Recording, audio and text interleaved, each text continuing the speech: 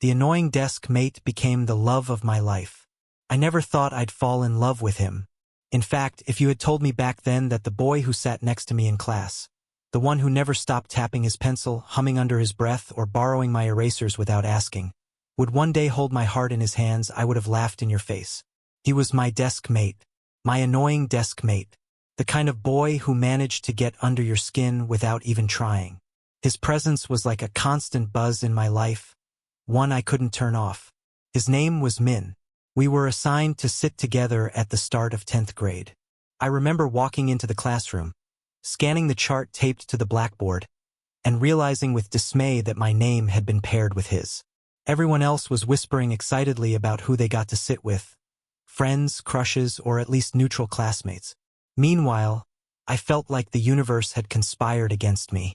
Min looked up from his desk with this smug little grin when I slid into the chair beside him. He always wore his shirt half untucked, his tie loose like he couldn't be bothered with rules, his hair stuck up in places like he had rolled out of bed and decided that was good enough. And those eyes, dark, mischievous, almost daring me to challenge him, met mine as if to say, "Looks like you're stuck with me now." "Hi, partner," he said, dragging out the word with a smirk. From day one, Min made sure I knew I wasn't going to get any peace.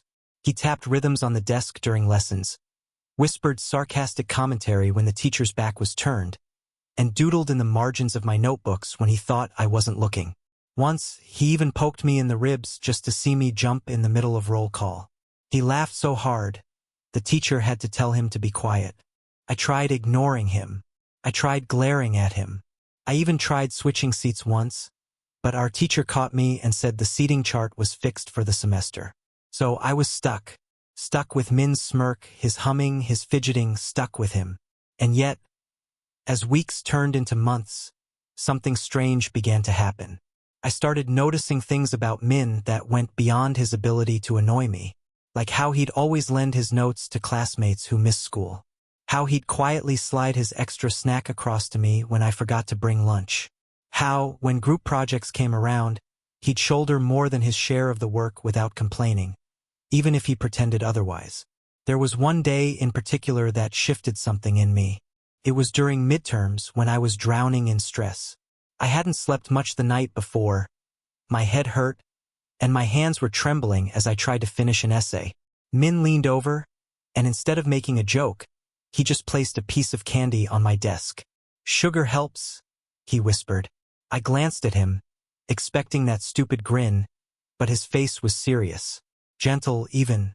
I didn't thank him. I just unwrapped the candy and popped it into my mouth.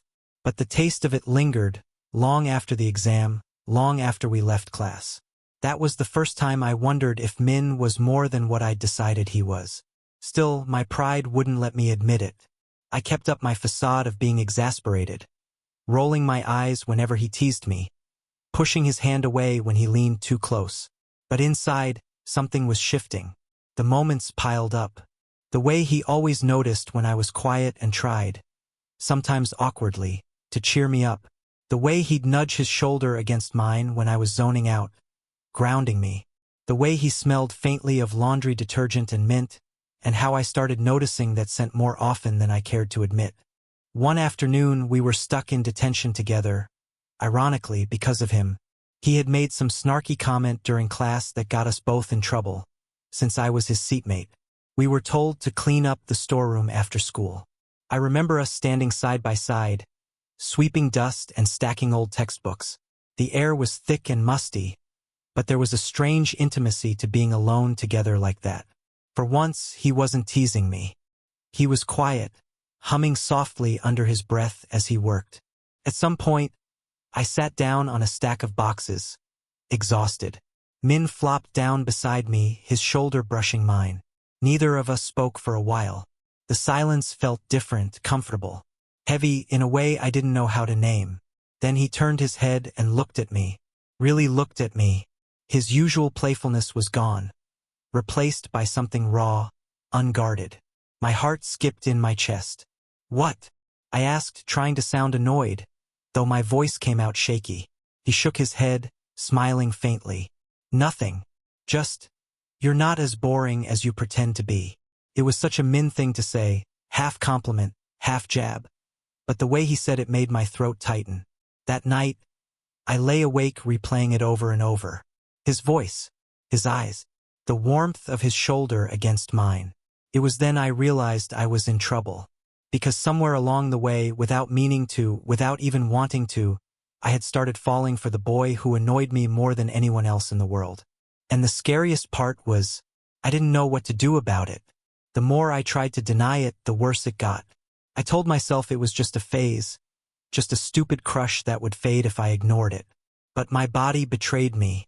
My pulse quickened every time Min leaned too close, every time his laughter filled the room, every time his fingers brushed against mine when we reached for the same pen. I started noticing the little things, things I shouldn't have cared about. The curve of his smile when he was genuinely happy, different from his teasing grin. The way his hair curled slightly at the nape of his neck when it got too long. The softness in his eyes when he thought no one was watching. And it was torture. Because as much as I was falling for him, I had no idea if he could ever feel the same. Worse, what if he found out? What if he laughed? What if he told everyone? I wasn't ready for that kind of exposure. I wasn't even ready to admit it to myself fully. So I buried it. I hid it under sarcasm, under rolled eyes and half-hearted shoves whenever he got too close. I thought maybe if I pretended hard enough, no one would see through me. But Min had a way of pulling me out of my own walls without even trying. One rainy afternoon, we were stuck in class after school waiting for the storm to pass. Most people had already left, but Min and I were lingering, pretending to finish homework. The sound of rain drumming against the windows filled the silence. He sighed, dropping his pen. Man, I hate this weather. Why? I asked, glad for the distraction. Feels lonely, he said simply, leaning back in his chair. His gaze flicked toward me. But maybe not so much today. My breath caught. It was such a small sentence, but it landed heavy. I looked at him, searching for a joke in his expression. But there wasn't one.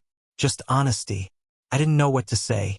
My heart was pounding so loudly I was sure he could hear it. Instead, I just looked down at my notebook, pretending to be absorbed in the messy scribbles. But the warmth in my chest refused to fade, and for the first time, I let myself imagine what it would feel like if he meant something more. Our dynamic began to shift after that. It was subtle at first. He'd linger by my desk a little longer after class. I'd let him copy my notes without complaining. He started saving a seat for me at lunch, even though I never asked him to.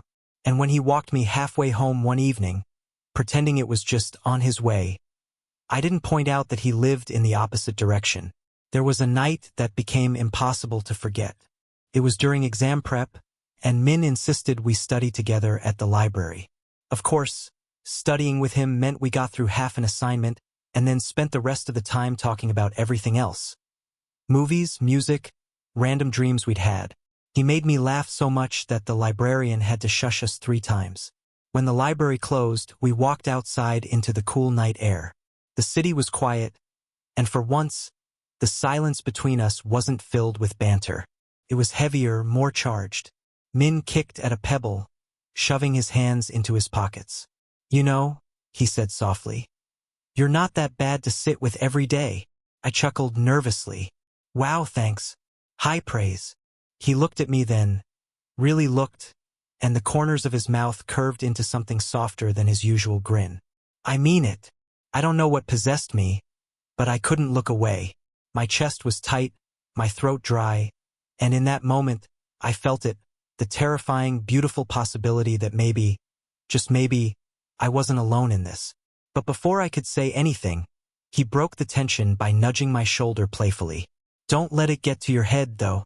You're still kind of a nerd. I laughed, but inside, I was spinning. The breaking point came one night at a school festival. Our class had set up a booth and I was manning it with Min. The air was thick with the smell of fried food, laughter, and music. String lights glowed overhead, and for a while, it felt like the whole world was painted in gold. At some point, Min pulled me away from the booth, insisting we explore together. We wandered past game stalls and food stands, and he bought me a skewer without asking, just shoved it into my hand like it was the most natural thing in the world. When we reached the edge of the schoolyard, away from the noise, we stood under a tree, watching fireworks explode in the sky. The colors reflected in his eyes, and I couldn't stop staring. He noticed. Of course he did. "What?" he asked, smirking faintly, but there was something nervous in his voice. I swallowed hard, my mouth dry. Nothing. The silence stretched between us, filled only by the distant crackle of fireworks. Then, out of nowhere, Min leaned a little closer. His shoulder brushed mine, and I swear I felt electricity shoot through me.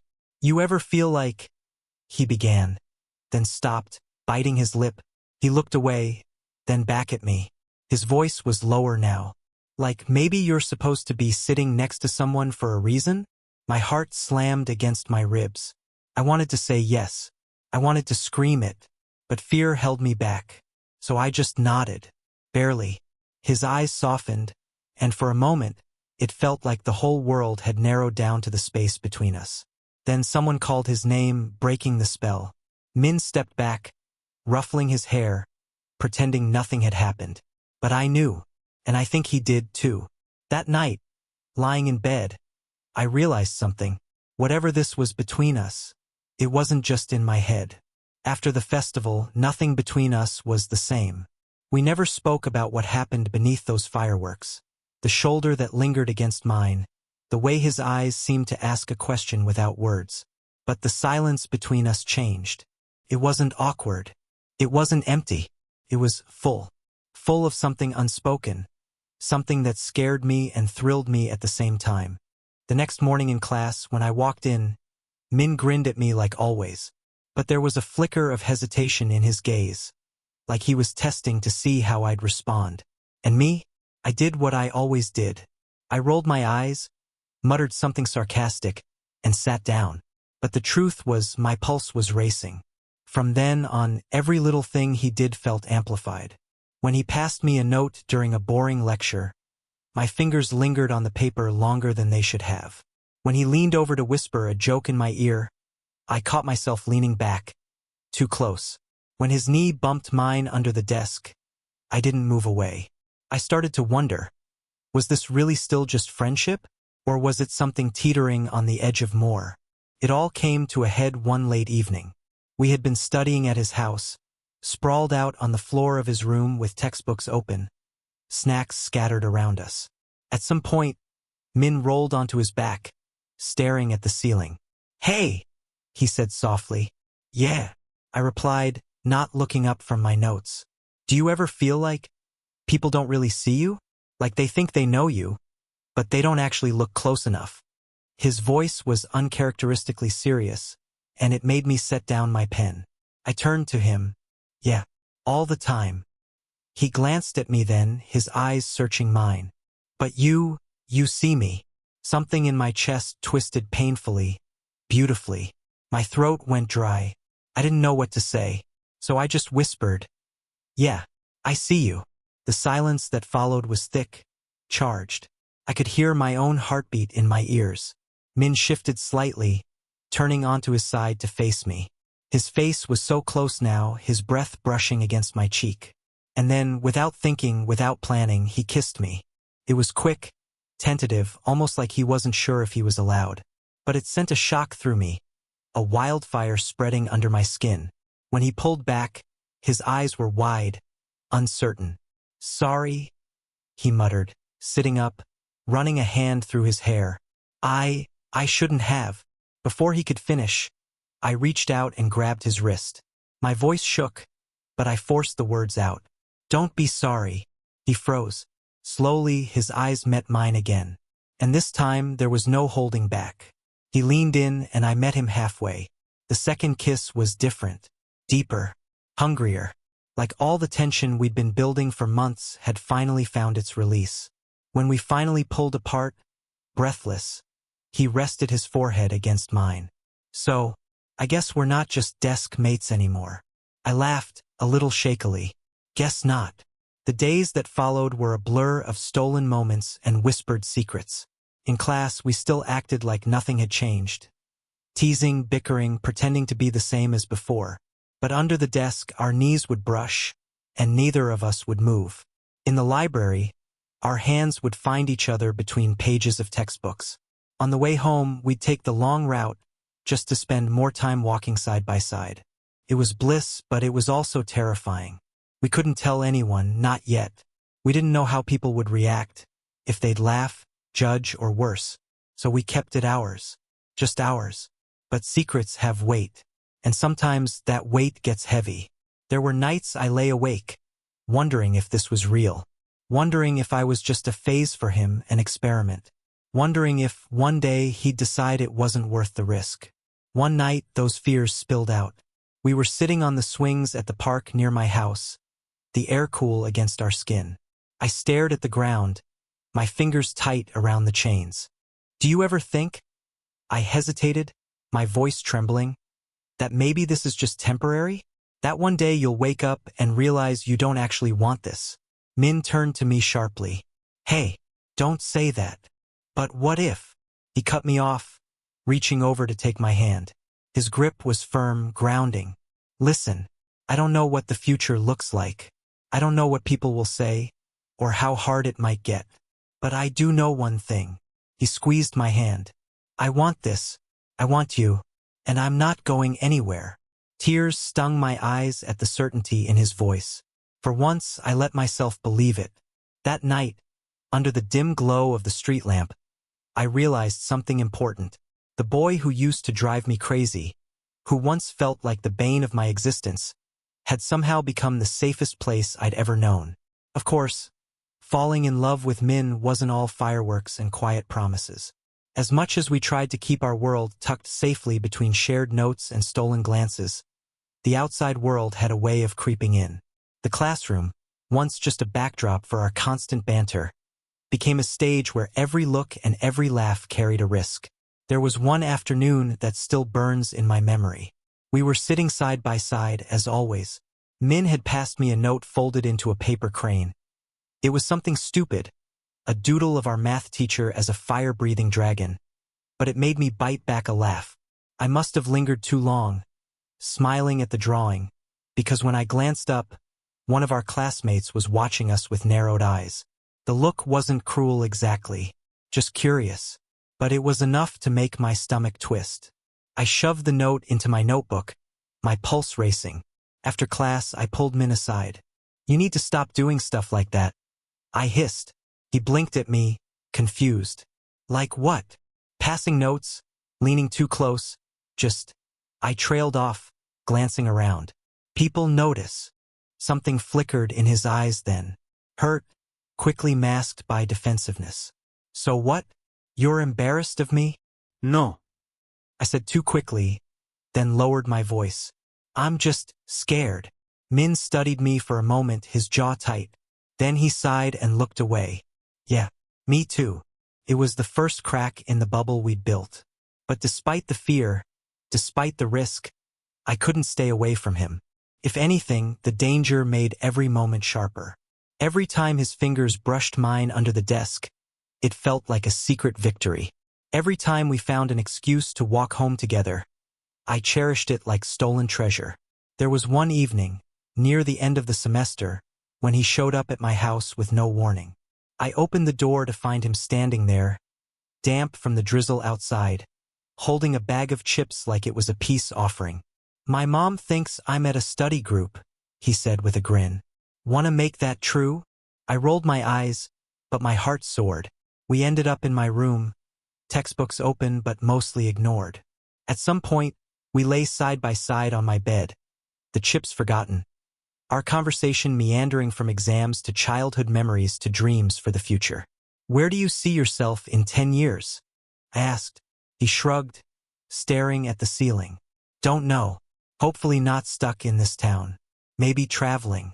Maybe just somewhere I can breathe. I turned to look at him. And who do you see yourself with? The question slipped out before I could stop it. My chest tightened immediately, afraid of the answer. Min turned his head, meeting my gaze. His expression softened, and for a moment, I swore the whole world stopped. You, he said simply. The word hung in the air, fragile and heavy at once. I swallowed hard, my throat tight. You can't just say stuff like that, I whispered. Why not? He asked, his voice steady. It's true. I didn't reply, couldn't. Instead, I reached for his hand. And for the first time, I didn't let go. But love, I was learning, wasn't just about sweetness and stolen moments. It was also about the weight of silence, about the things we couldn't say aloud. There were days I caught him staring out the window, distant, as if he was already somewhere else.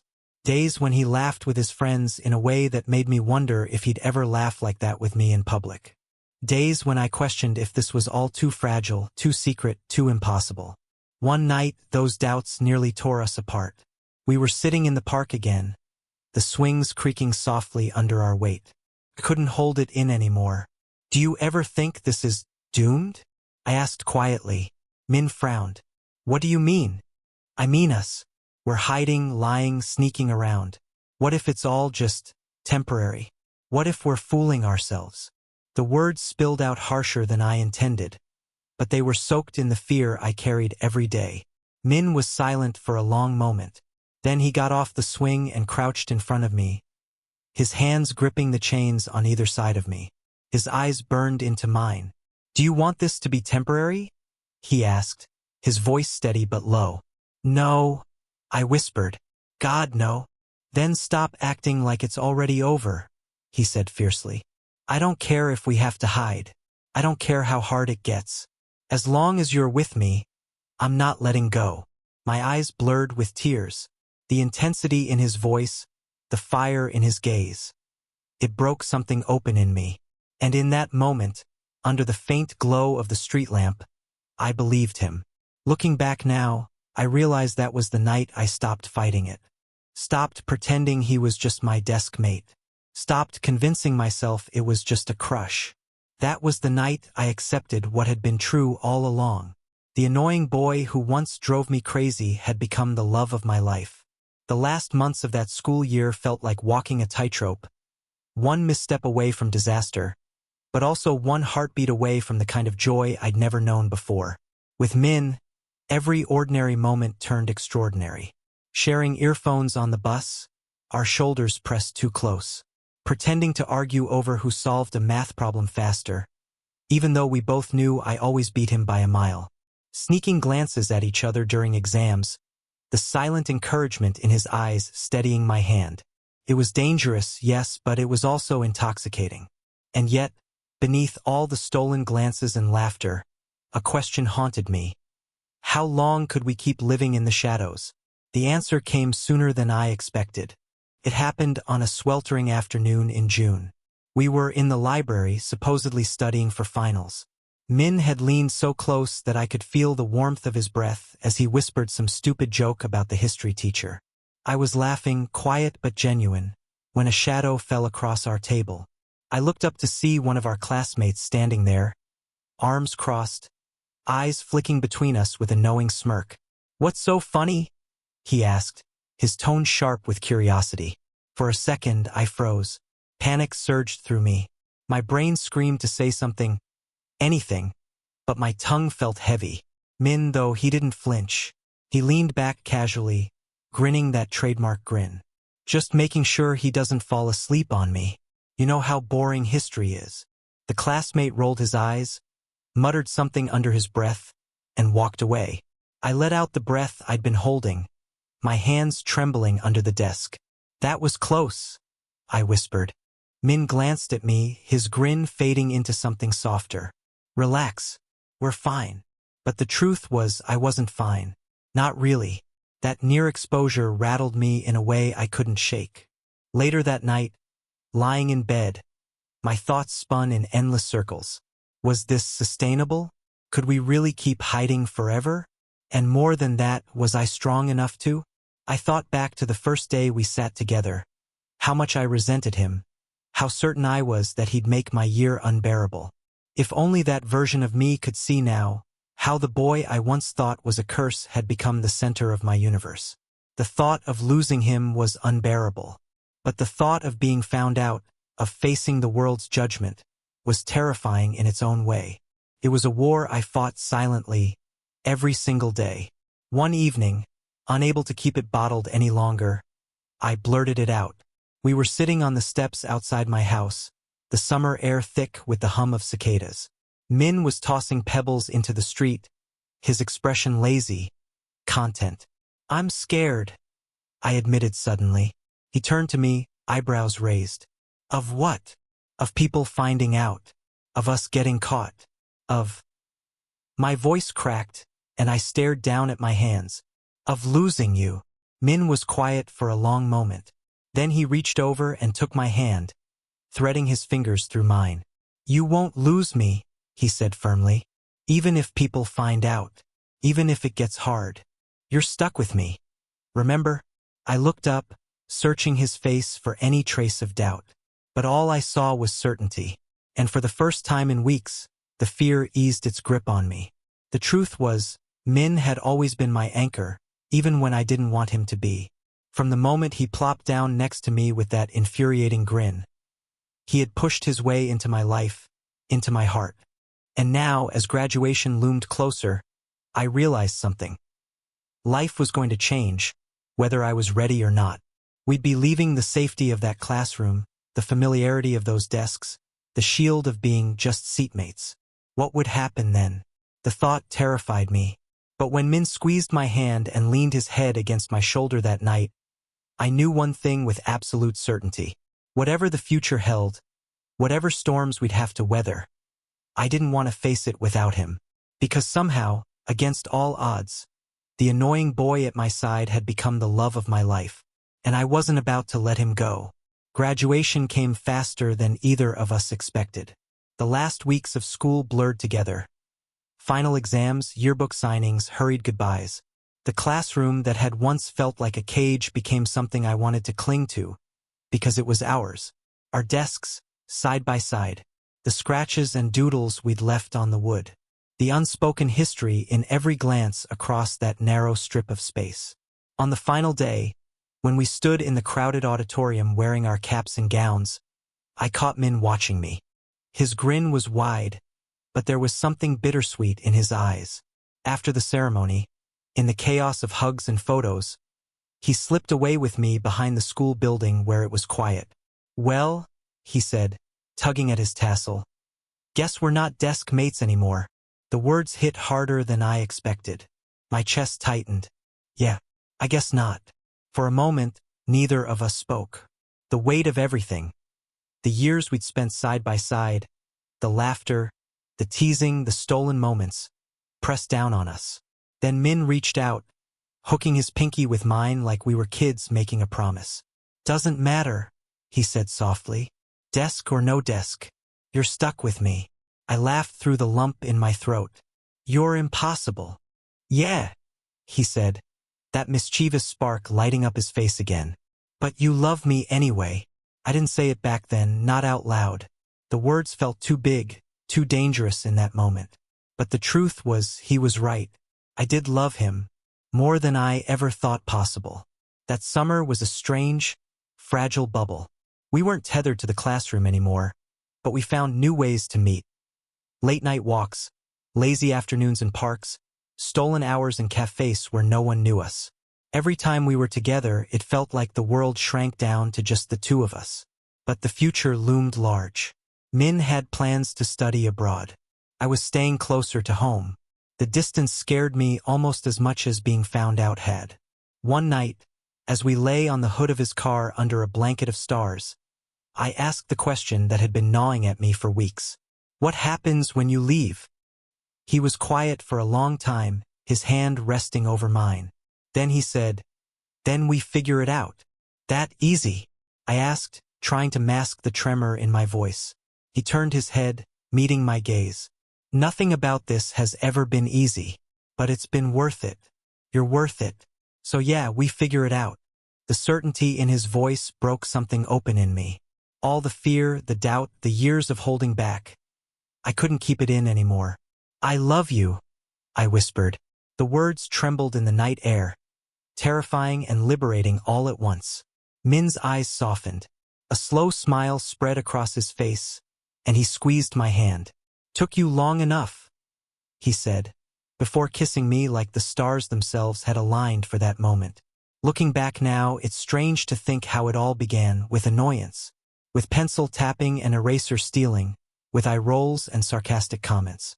I never could have imagined that the boy who once drove me crazy would one day be the one I couldn't imagine living without. Life didn't magically get easier after that summer. There were challenges, distance, moments of doubt. But there was also love, messy, stubborn, relentless love. The kind that made every struggle worth it. So if you ask me now how the most important chapter of my life began, I'll tell you this. It started with an annoying desk mate, and it grew into the love of my life.